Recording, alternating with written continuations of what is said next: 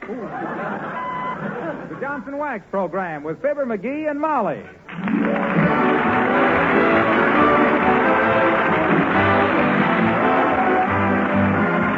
The makers of Johnson's Wax for home and industry present Fibber McGee and Molly, written by Don Quinn and Phil Leslie, with music by the Kingsmen and Billy Mills Orchestra.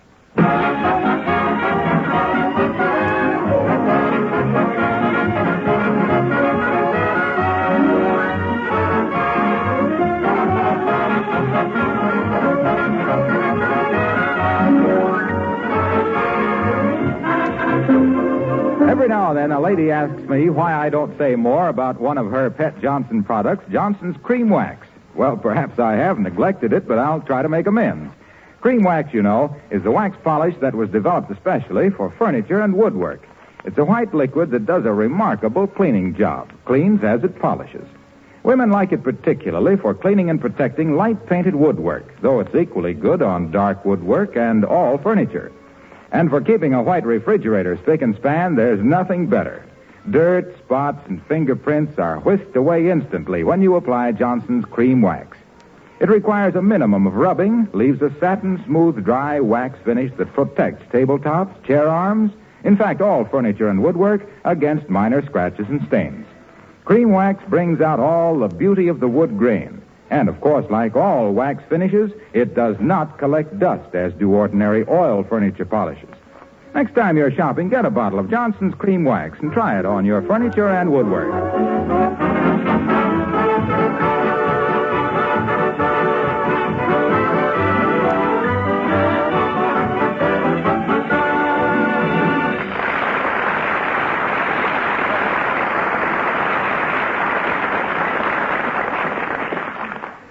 Statistics show that happy marriages result from A, mutual love and respect, B, a measure of economic security, and C, the ability of a wife to keep her little pink mouth shut when she sees the old man trying to do a job she could handle much better herself. Like just now, as we meet Fibber McGee and Molly.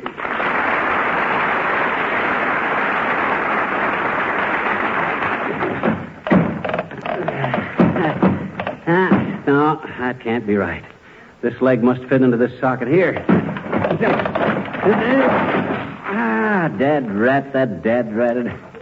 If I ever meet the lemon head that invented the folding ironing board, he'll be wearing an off-the-face nose, believe me. You're still 75% right, McGee. Keep trying. What do you mean, 75% right? It has 4 legs. You've only broken 1. Well, doggone it, look at the cheap wood they made this thing out of. It's just a piece of punk with knotholes. Well, it was the best ironing board they had at the Bonton, McGee. Cost $5.95. $5.95 for this worm-eaten, wobble-footed, loose-bolted, cross-grained collection of driftwood? That's right. Well, anybody that'd shell out that kind of dough for a Rube Goldberg contraption like this is just the kind of a bird brain that's... Hey, is this the one that... Yes, dearie. Oh. The one you picked out yourself. For my birthday. Oh, well. There. I knew I could get it set up if I kept at it. But what makes it so much lower on one end? Well, maybe because you got the legs folded the wrong way. Huh? Here. There. Oh, thanks. Oh, and that busted leg don't even wobble, see? That's because it's cross-braced so strongly. Yes, I know. Thing is built like a skyscraper. Light but sturdy. When I buy something, baby, I buy quality. I could have got the $3.75 kind, but I says to myself, I says, it isn't every day a guy buys his wife an ironing board, I says, so why not go first class, I says. So I lays $5.95 on the line, and what have we got? A wobble-footed, worm-eaten, loose-bolted. I was just kidding about that. This is a great little ironing board. Well, what are you going to do now that you got it up, dearie? I'm going to press my blue serge suit. Oh, why don't you let me do it, or Beulah? No, I like a razor crease on my pants, and a woman ain't got the strength for it. Besides, I got to sandpaper the seat a little bit. Sandpaper the seat? Mm-hmm. Are you losing your grip on chairs? My trousers are getting too shiny. Fellas at the Elks have started calling me Little Glitter Britches. Look, dearie, why don't you take it to the tailor? The next thing I know, you'll be cutting your own hair and filling your own teeth. The tailor got too uppity with me. That's why I'm not taking it there. Wanted 65 cents just to press a suet. Did you want it pressed for some special occasion? No, but a guy always needs a dark suit, and if an occasion come up suddenly, I didn't want to be caught with my pants down at the tailor shop.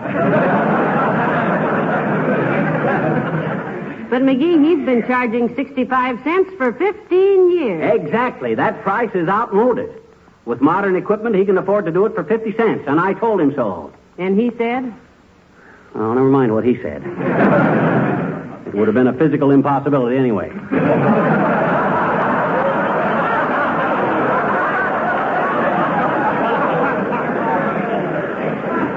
Better move the ironing board over by the window. To do an artistic job, you got to have a good north light. Well, you better get started. It'll be dark very soon. Okay, just as soon as I move the ironing board. I don't think it'll fit in that space by the window, McGee. Oh, sure it will. Look. McGee, look out for the end table. What end table? Oh. I'm sorry. Is that lamp seriously broken? It's nothing that can't be fixed for $6 or $7. Don't worry your curly little head about it. Now, let's see. I'll need a cloth and a pan of water, some sandpaper, and what else do I need to press a suit? Well, maybe I'm just being a little silly, but how about a flat iron? Oh, my gosh, yes, the flat iron. I was going to... Is something the matter, Mrs. McGee? Did I hear something fall? Hello, Alice. It was nothing important. No, just knocked over the end table in a fit of temper, Alice. You know how I am. Always flying into a rage and throwing furniture around about. Oh, creepers, Mr. McGee. I never knew that. You always seemed so good-tempered to me. Oh, he's awful, Alice. He threw his brother down the stairs once. Not really. That's right, Alice. My brother Byron. He come in the house and started to hang up his coat, and there wasn't any coat hanger in the closet, so he calls upstairs to me and says, "Hey, Fib, where's all the coat hangers?" And McGee threw him downstairs, the coat hanger. Oh, you're just fooling. But I know a boy named Rocco DeMarco who has such a terrible temper he always counts to 10 before he says anything. Well, that don't take long. Well, he's a Latin and always counts in Roman numerals. He says I, V, V, V, I, V, I, V, I. McGee ought to learn to count to 10 in Gaelic. Uh-huh. Then when he gets his Irish up, he can get it down again. I can count to 10 in Gaelic now. 1, 2, 3, 4, 5, 6, 7, 8, 9, 10. Incidentally, Alice, a guy called you up. Says he was a Lieutenant Aldrich. Oh, that's Skippy Aldrich. He's a flyer. And creepers, I never knew what they meant by a pursuit pilot till I met him. Did he leave a message, McGee? Yeah, he said to tell the mouse. That's me. Oh, to tell the mouse that he was chartering a crate tonight for a special hop. And if you didn't put him on oxygen, he wanted to fit some special equipment to your port wing.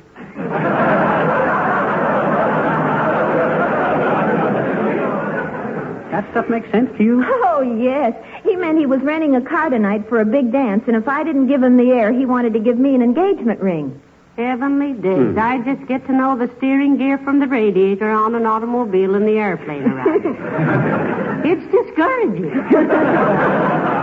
Well, if he calls again, Mr. McGee, tell him the field has closed in and we're not operating tonight. Tell him You might as well answer it, Alice. For all the calls I get, I might as well be an unlisted number. You're not as pretty as Alice, dearie. Well, it might be for me at that. Hello? Yes, this is Alice. Oh, hello, you sweet thing. Yes? Well, you're simply a pet to call me. I certainly get a charge out of hearing your voice, honey. The way she's buttering him, he must be a cigarette salesman. Quiet. Oh, you wonderful man, you. Of course I'd love it. I've never had a fox fur jacket. Oh, let me talk to him when you get through, Alice. Quiet, Mrs. McGee. Oh, I think you're just too sweet for words. Remind me to give you a great big kiss. Oh, what slush. Creepers. A real fox fur jacket. Oh, but darling, will it be all right with your wife? Oh, my God. Now, just a darn minute, Alice. We don't let that Oh, come... excuse me a minute, dear. Please, Mr. McGee, I can't hear. Oh, I can't. Well, you have it delivered any time you like, Angel, and thanks a million. Goodbye, Grandfather. What were you saying, Mr. McGee? Huh? Oh, Oh, nothing, kid, nothing. Well, one side, girls. I got to press my pants.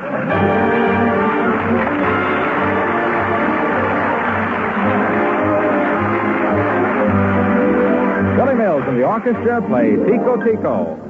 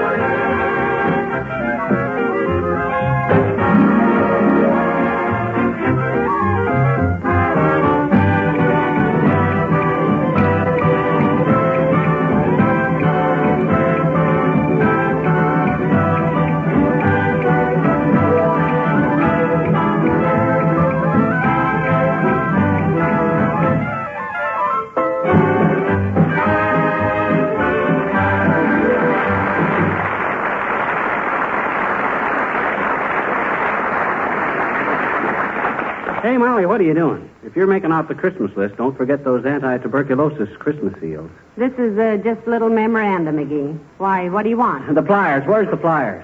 I haven't the slightest idea, dearie. You were using them last night to crack those hickory nuts, you know. Must have left them down in the basement. Oh, well, I can put this ironing cord back together with my fingers, I guess. What's the matter with it? Oh, I just tripped over it and broke it. Just in one place here, but... Having an instinct like I got for electrical stuff... Oh, my God. Did you see that flash? Why, if you'd have been a horse, it would have killed you, dearie. Did you get burnt? Just my eyebrows a little. Boy, what a spark. I'll bet our light bill just went up about $8. That's all right. All the lights in the house blew out, so we'll save money till you put in a new fuse. I will as soon as I get ready to press my suit. Now, let's see. I got the water, the iron, the sandpaper, the cloth. Come in. Oh, hello, Dr. Gamble. Hello, Molly. Hello, McGee. May I sit down a minute? Sure, Doc. Spread yourself out. What's the matter with you? Your eyes are kind of baggy at the knees. I was up all night last night. Oh. Delivered 4 babies, 2 boys and 2 girls. Very discouraging. What? Why discouraging, Doctor? I think it's wonderful. Just thinking ahead, my dear. Those 2 girls will probably grow up and marry those 2 boys, which means that 20 years from now, 2 doctors will have to get up in the middle of the night.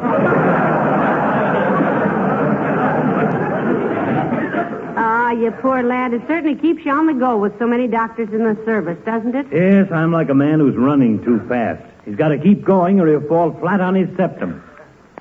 The ration board give you enough fuel to make your rounds, Doc? Well, I can't complain. They give me enough gas to go around and tell my patients what to do for theirs. Sometimes I wish I were a streetcar conductor. Oh, I wouldn't say that, Doctor. As it is, when people give you a $10 bill, you can keep it. As a conductor, you'd have to give them back $9.95 and a dirty look. Yeah, but he could spend the rest of his life telling people where to get off.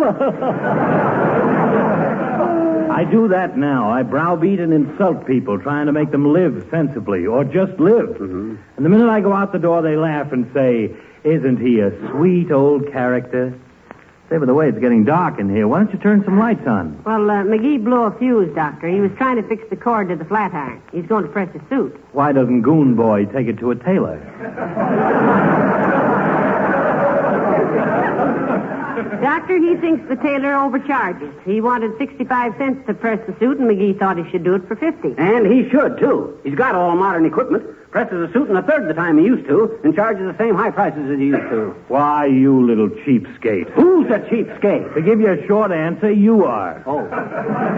If in the course of my professional activities, McGee, I should encounter a sick nickel, I'll call on you. You can really nurse them.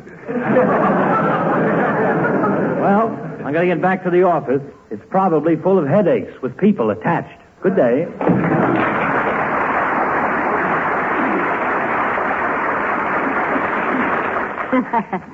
Isn't he a sweet old character? He's a sweet old fathead, that's what he is. Thinks I'm a cheapskate simply because I refuse to be gypped. Hey, raise that window shade a little, will you, Molly? It's getting pretty dark in here. You raise it, McGee. You're taller. Oh, okay.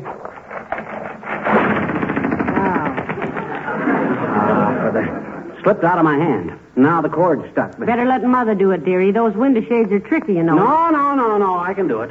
My gosh, if I haven't got brains enough to pull down a window shade, it ought to be... Well, that's better, sweetheart. Now it's much lighter in here. And it will be for several days. No wonder there's a paper shortage. They're making window shades out of it. I hardly touch the thing when it's... Hello, folks. Hello, Mr. Wilcox. Hi, Junior. Want to get your pants pressed? I'm about ready to go into business. Hey, Molly, get Junior my bathrobe so he won't be embarrassed when I go to... No, thanks anyway. I can't stay that long. I just wanted to show you this. Heavenly days, what a beautiful sampler. Oh. What lovely needlework. Who did it? I did. Huh? Sure. Made it for my wife for Christmas. Oh, she'll love this, Waxy. And that's a wonderful motto. I never heard that motto before. Read it aloud, Molly. Home is where the heart is. We love it evermore. Particularly with Johnson's glow coat on the floor. Isn't that nice? Yep. Been working on it since last April. I wanted to say linoleum instead of floor, but I couldn't think of a good rhyme for linoleum. Oh, shucks, it's practically the same thing, Junior. Yeah, but Johnson's self-polishing glow coat is made primarily for linoleum floors.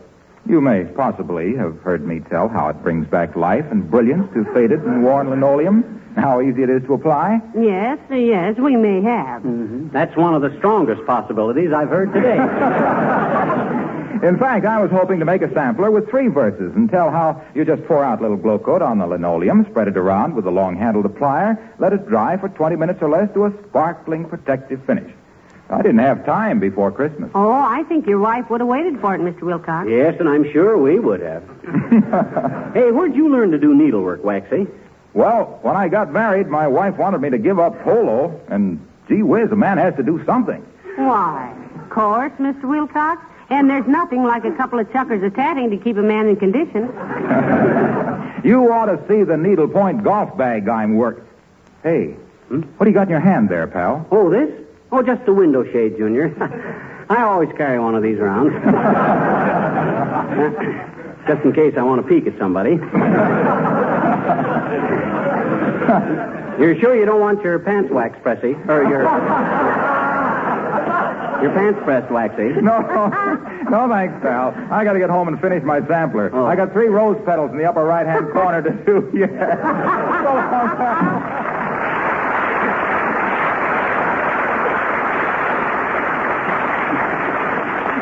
McGee, why don't you learn something useful like that? Heavenly days, you can't even sew a button on strings. No, you got to look for motives in a thing like that, Molly.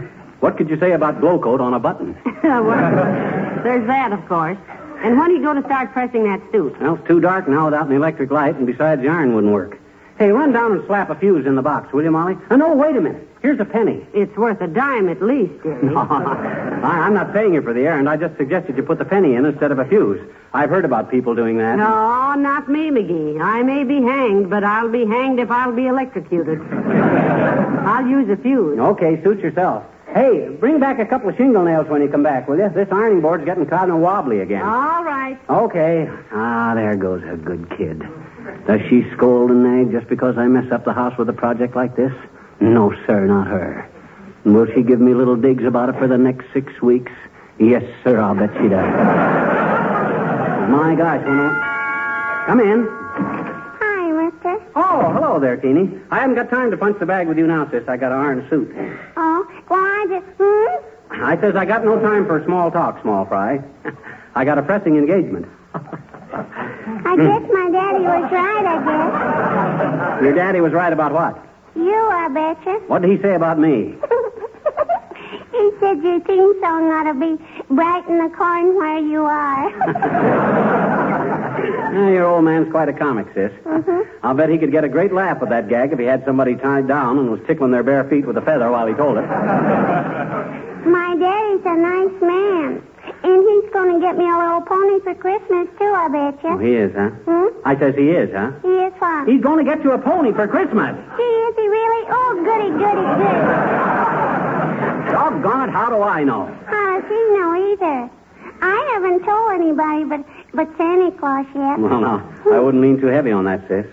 You given any thought to how Santa Claus could get a pony down through your chimney? Oh, he can do it, I betcha. Yeah, he brought a piano down to it last year for my sister, he did. Yeah. Mm-hmm. Yeah, but you can take the legs off the piano. A pony ain't come apartable. Why don't you settle for a puppy or some goldfish? Well, I got some goldfish, but I would like to have a puppy. Gee, I guess I'll write Santa Claus another letter and tell him that. What kind of puppy do you want, sis?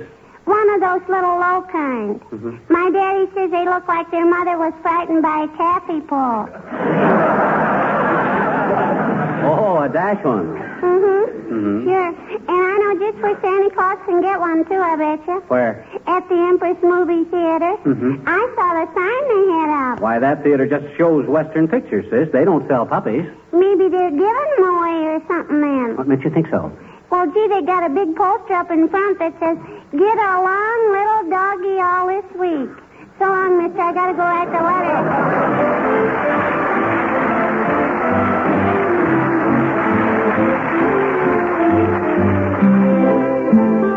And here are the King's Men to sing Why Don't You Kiss Me? Have you heard the latest lament from the Bobby Sock Brigade? When Johnny took his little chick for a quick little walk, here's the plea he made. Quote, why don't you kiss me like you kissed me when you kissed me like you kissed me when you kissed me last night? Why don't you tell me what you told me when you held me and you sold me on the moon shining bright? You sent my little heart a zooming. I'm only human, I fell. But now you're different, you're indifferent. Got me so mad I could yell. Well, why don't you hug me like you hugged me when you hugged me like you hugged me when you hugged me last night? Why don't you thrill me like you thrilled me when you filled me with that silly little thrilly delight? Why don't you give out with that fire that a fireman just can't fight? Oh, why don't you kiss me like you kissed me when you kissed me like you kissed me when you kissed me last night? Between the groaners, the tuner crooners, and the glamour boys with all their glamour manners, I'll admit that my chances are slight. But when their appeal is over and through, and you stop screaming, then you will kiss me like you kissed me when you kissed me like you kissed me when you kissed me last night.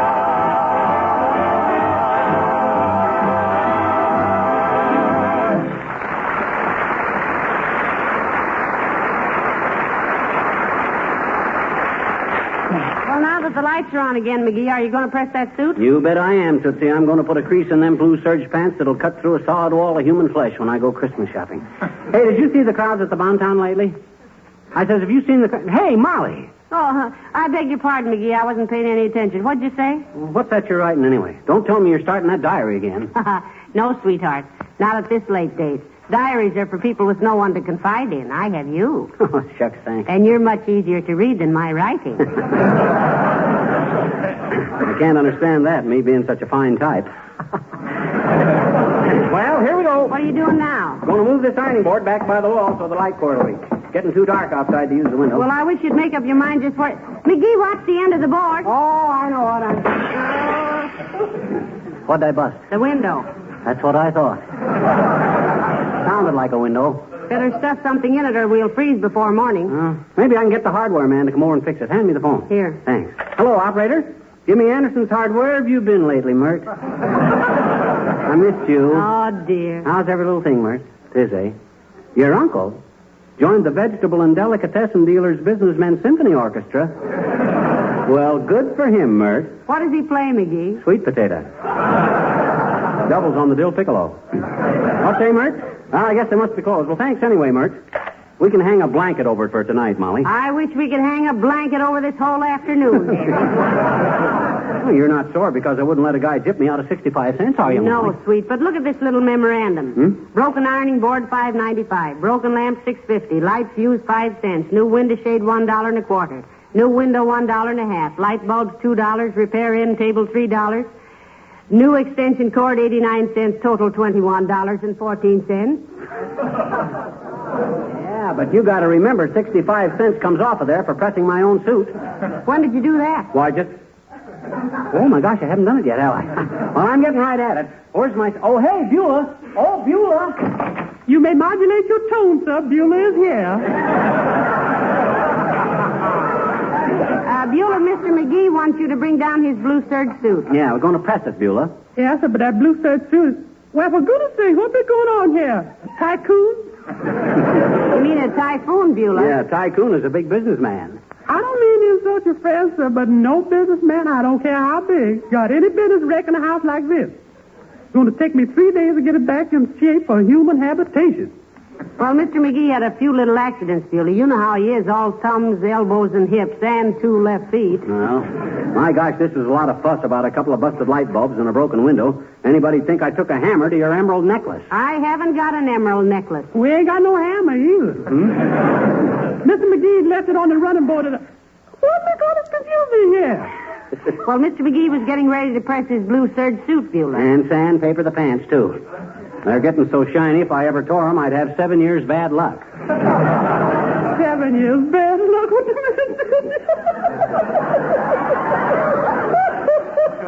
I love that man. Beulah, if you'll bring down the suit, we can wind this whole unfortunate episode and make a well-dressed man out of my husband in the bargain, if you call this day a bargain. Come on, Beulah, let's go. How about bringing down my blue serge suit? It's in my closet. Excuse me, sir, but it's hanging in the kitchen. The cleaning man just brought it back. Brought it back? Yeah, I sent it out last week on account it looked so awful, and they charged 6 bits extra. 75 cents extra for what? Well, the man said it was for refurbishing and renovating the posterior portion of the nether garments and minimizing the luster thereof. Sandpaper and repairs.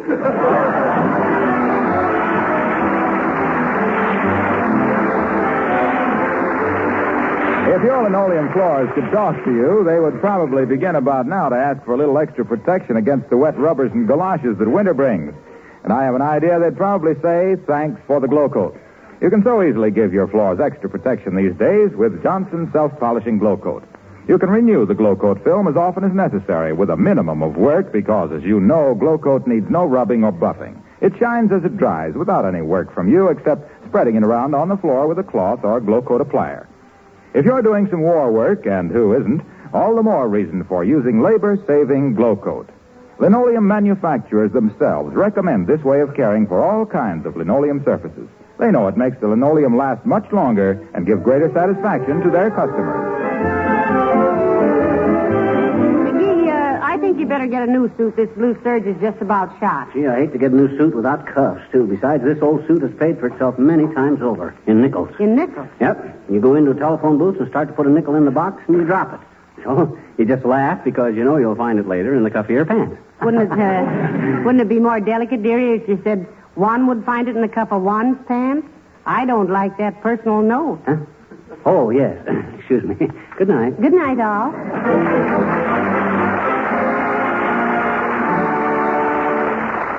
This is Harlow Wilcox speaking for the makers of Johnson Wax Finishes for Home and Industry, inviting you to be with us again next Tuesday night. Good night.